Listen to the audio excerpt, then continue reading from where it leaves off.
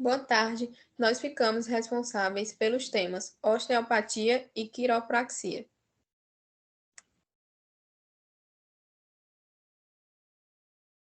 Somos estudantes da Universidade do Estado da Bahia e as integrantes do grupo são Yasmin Xavier, Keila Cardoso, Larissa da Visitação, Nicaele Maria Eu e Paula Oliveira.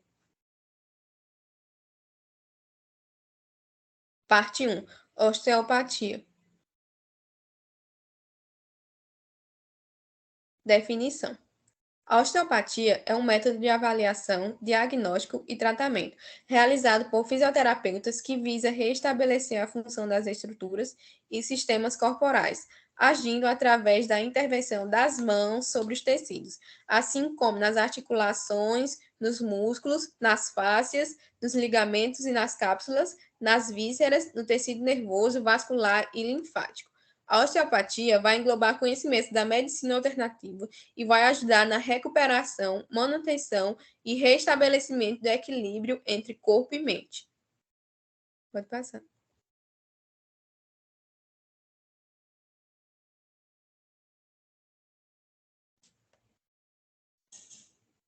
A osteopatia foi criada pelo médico americano Andrew Taylor Still, 1828 a 1917.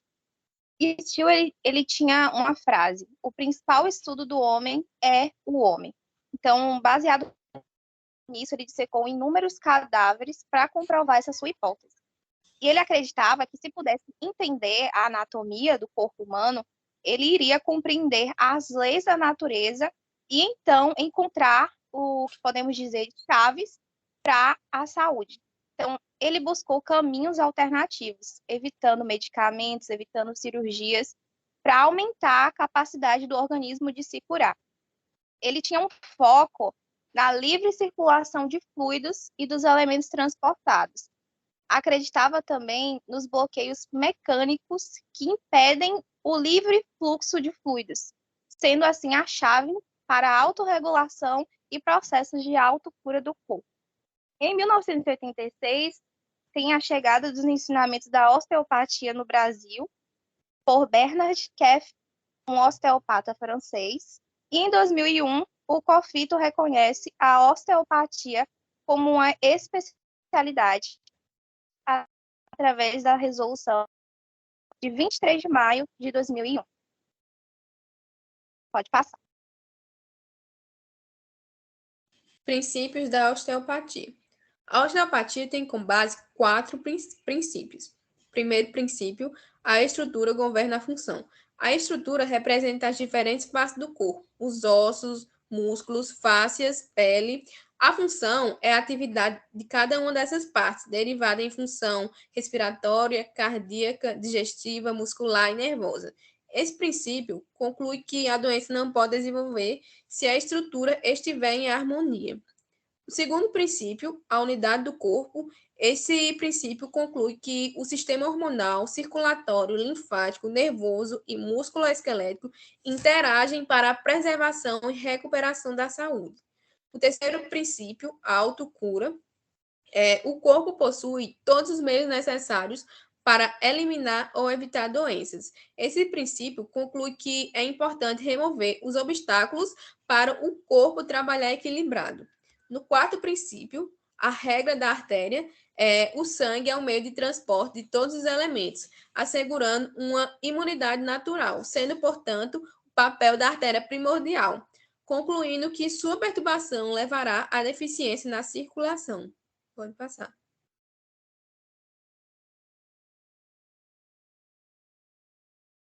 Técnicas manuais específicas. Várias são as técnicas manuais que o osteopata pode utilizar. Entre elas estão a mobilização articular, a manipulação articular, as técnicas de ponto-gatilho, as técnicas viscerais cranianas e entre outras. A mobilização articular, ela consiste em movimentos lentos e rítmicos. Já a manipulação articular consiste no movimento rápido e curto. Ambas têm como objetivo aumentar a amplitude de movimento articular, estimular mecanorreceptores, gerar analgesia e relaxamento muscular. Para os pontos gatilhos, a osteopatia possui diversas técnicas que agem sobre essa disfunção de diferentes maneiras, como, por exemplo, atuando no nível metamérico do músculo acometido, trabalhando sobre a face muscular ou diretamente sobre o ponto mais tenso. Além disso, a osteopatia ela possui técnicas para outros tecidos, ligamentos, cápsulas, articular, tendões, para a região craniana e para os órgãos internos. Pode passar. Bom, como aspectos gerais da avaliação, diagnóstico e tratamento, a gente vai utilizar métodos diagnósticos e técnicas específicas para facilitar a avaliação estrutural e vai enfatizar principalmente a mecânica do corpo. O tratamento se dá através de técnicas manipulativas com a finalidade de detectar e corrigir estruturas e funções imperfeitas. O tratamento osteopático ele é precedido por uma detalhada avaliação do indivíduo, considerando a globalidade, envolvendo aspectos físicos, psicológicos e sociais que possam prejudicar a saúde. A técnica ela vai se assentar na prevenção e na autorregulação do corpo, atuando essencialmente ao nível do sistema neuromusculoesquelético. A técnica de osteopatia, ela preconiza o movimento articular, seja ele por manobras articulares oscilatórias de baixa velocidade, ou seja também na forma de manipulação articular de baixa amplitude e de alta velocidade. Como já foi falado aqui, a osteopatia ela vai tratar diretamente do sistema musculoesquelético. E a gente tem algumas indicações. A gente trouxe aqui o torcicolo, lombalgias agudas e crônicas, desequilíbrio da pelve, síndrome do piriforme, hérnias discais, nevralgias cervico-procalgias, periartrites escapulomerais, parestesias, lesões por esforço repetitivo e síndrome da compressão do desfiladeiro escapulatório. Essas são algumas das indicações para a prática da osteopatia. A gente já falou das indicações, agora vamos trazer as contraindicações. No caso de reumatismos inflamatórios, onde a gente vai ter um quadro de inflamação e de dor nas articulações, não é recomendada a prática da osteopatia. Assim como nos casos de câncer ósseo, nos casos de fratura, nos casos onde a pessoa tem vertigens por insuficiência vertebro-basilar e também nos casos de osteoporose avançada. Nesses casos que a gente trouxe aqui, a prática da osteopatia ela não vai ser recomendada. Agora, indo para essa parte 2 da apresentação, vamos estar falando um pouquinho sobre a quiropraxia. Pode passar.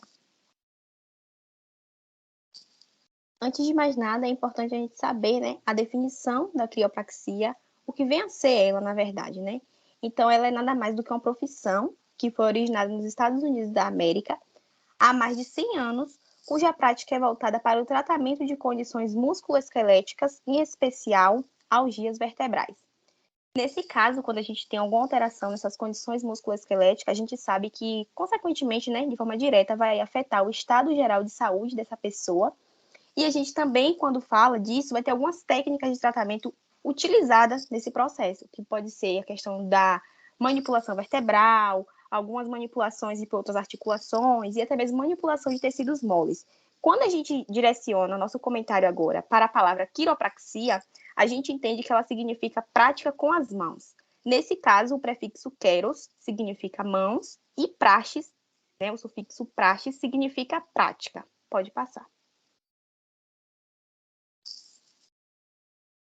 Falando um pouquinho desse processo histórico, na verdade, assim, de forma mais sucinta, porque o processo histórico da quiropraxia é bem extenso, então a gente decidiu filtrar os principais pontos. A gente tem que, em 1895, Daniel David Palmer desenvolveu aí, né, cunhou esse termo criopraxia, que agora a gente já sabe o que significa. Em 1897, ele também fundou a primeira escola de criopraxia. E graças a essa fundação dessa escola, começou a ter o desenvolvimento da criopraxia. Tanto que no século XX começou a vivenciar uma gradual sistematização do conhecimento, educação e prática dessa profissão. E a partir daí, esses quiropraxistas eles começaram, né, a assumir uma forma atual na educação no nível superior, em pesquisa, e aí começou a se desenvolver nesse meio acadêmico e começaram até mesmo a ter contribuições, né, interdisciplinar. Graças a todo esse avanço, a essa visualização, né, visibilidade, melhor dizendo, a profissão ela começou a ser legalizada em todos os estados dos Estados Unidos. Outro ponto importante, que é válido a gente destacar, é que em 1988 foi fundada a Federação Latino-Americana de Criopraxia. E isso foi de suma importância, porque representou, né, a quiropraxia na América Latina. E a partir disso começou a ter, né, o desenvolvimento das associações locais e também promover até mesmo o desenvolvimento dessa profissão nesse país. Como eu havia dito, foi nos Estados Unidos que teve aí, né, esse desenvolvimento da criopraxia, então é lá que se concentra atualmente o maior número de criopraxistas, que é em torno de 75 mil. Atualmente, a gente tem aí mais ou menos 118 anos após esse surgimento da criopraxia, e um ponto que é muito importante de ser destacado é que, mesmo passando todo esse tempo, os quiropraxistas eles permanecem fiel ao princípio de proporcionar o bem-estar do paciente, isso aí através, né, de uma prática não invasiva e baseada na terapia manual, que nesse caso a gente vai ter em especial a terapia de manipulação articular. Pode passar. Falando um pouco sobre a quiropraxia no Brasil, não tem assim uma referência organizada para dizer exatamente quando começou. No entanto, de acordo com alguns relatos, né, vão estar aí evidenciando que essa profissão começou a se disseminar durante a primeira metade do século XX, porque vários criopraxistas vieram ao país como missionários religiosos. A partir daí, em 1992, teve a fundação da Associação Brasileira de Quiropraxia. Quando fundou essa associação, tinha apenas 4 membros, e depois foi se disseminando, né, pelo país. E aí, várias instituições começaram a demonstrar interesse pela criopraxia, tanto que no ano 2000, as universidades brasileiras começaram aí, né, desenvolver esse curso, incluir esse curso de bacharelado em criopraxia. Além disso, também começaram a incluir a pós-graduação, e 2 universidades que ganham grandes destaques estão concentradas na cidade de São Paulo e Rio Grande do Sul. Pode passar.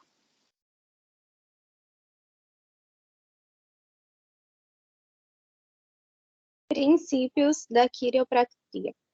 Ao todo, são 33 princípios no que diz respeito à quiropraxia e trouxemos alguns desses. Primeiro, a premissa principal, que diz que a inteligência universal está em toda a matéria e dá-lhe continuidade todas as suas propriedades e ações, mantendo-a em existência. O significado quiroprático da vida. A expressão dessa inteligência através da matéria é o significado quiroprático da vida. A união da inteligência e da matéria. A vida é necessariamente a união da inteligência e da matéria, segundo esse princípio. E por aí temos a triuno da vida, a perfeição do triuno, o princípio do tempo, a quantidade de inteligência em questão, a função da inteligência, a quantidade de força criada pela inteligência, a função da força, dentre outros.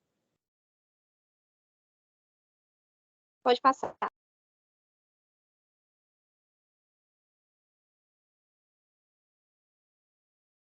Técnicas manuais específicas. Técnicas do ativador ou do ativador. Trata-se de uma técnica baseada em um instrumento de mão e em protocolos de ajuste. Diferente da técnica diversificada a seguir, a força desse ajuste está nas mãos, nessa técnica diversificada. Já nessa técnica do ativador, a força ela vai ser gerada com um pequeno aparelho, que vai proporcionar um impulso. Impulso esse sendo que é mais leve e mais rápido. Esses pequenos impulsos eles são emitidos por esse aparelho, e esse método, né, essa técnica, ela pode ser utilizada para o tratamento em pacientes que não querem optar pela manipulação manual, que é uma outra técnica, ou onde esse tipo de abordagem não é indicado, como nos portadores de osteoporose, por exemplo. Técnica do SOLT, sacro-occipital.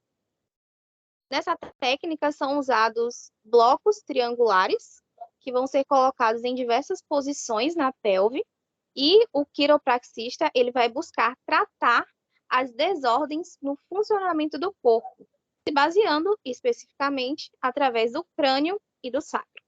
A técnica diversificada, já citada, agora abordada profundamente, ela vai fazer o uso de combinação de ajustes manuais. Então, diferente da técnica do ativador, aqui os ajustes serão feitos de forma manual, com uma alta velocidade e baixa amplitude, podendo ser realizada em quase todas as partes do corpo, como ombros, cotovelos, quadril e pés. Técnica de gastron. A técnica de gastron, ela faz o uso de aparelhos de aço para tratar problemas na parte muscular do corpo, sendo utilizado especialmente para tratar lesões como uma contratura muscular. E a técnica de Thompson, nessa técnica utiliza-se uma maca especial com vários segmentos, chamados de drop, tábua de aceleração, e esses segmentos, eles podem ser inclinados em uma fração de 1 polegada, e por isso, quando o impulso manual é realizado, o drop irá cair essa fração de 1 polegada. E qual é o objetivo, né? O objetivo desse drop é distrair, abrir o espaço intraarticular durante o ajustamento. Então, os drops, eles auxiliam o impulso, minimizando a força requerida para o ajustamento. Pode ou não ocorrer a cavitação. O que seria a cavitação? O barulho da articulação. Pode passar, por favor. Bom, seguindo o processo, né, de construção do diagnóstico fisioterapêutico, o fisioterapeuta especialista em quiropraxia, ele vai fazer a anamnese, os exames apropriados, a avaliação, e aí ele vai definir o diagnóstico. E a partir disso, né, a intervenção ou tratamento será realizada. Então, nós temos aqui, né, a prática da quiropraxia sustenta o tratamento feito por meio de técnicas manuais ou ajustes específicos nas estruturas do corpo, principalmente na coluna vertebral. Essa coluna vertebral vai ser a estrutura principal que a quiropraxia vai atuar. Assim, após a avaliação do estado do paciente, o quiropraxista ou o fisioterapia especialista em quiropraxia utiliza-se de diversos procedimentos para chegar a um diagnóstico e, posteriormente, às intervenções. Indicações: lombalgia, cervicalgia, cefaleia, dores faciais, dorsalgias, condições de membros superiores e inferiores, bem-estar geral e outras causas musculoesqueléticas, né? Como a gente falou anteriormente, boa parte dessas indicações tem uma relação direta com a coluna vertebral. Contraindicações. Em 2005, a OMS publicou um manual intitulado Diretrizes da OMS sobre treinamento básico e segurança em quiropraxia, onde ele trouxe contraindicações absolutas e relativas para minimizar o risco de acidentes, né, no tratamento quiroprático. Então, aqui, inicialmente, nós temos as contraindicações absolutas, que são as anomalias, como estabilidade do odontoide, fratura aguda, tumor da medula espinhal e tumor meníngeo, infecção aguda, como osteomielite e outras. E aí nós temos as contraindicações relativas, que é a hipermobilidade articular, desmineralização severa do osso, tumores ósseos benignos da coluna, distúrbios hemorrágicos e terapia anticoagulante, radiculopatia com sinais neurológicos progressivos.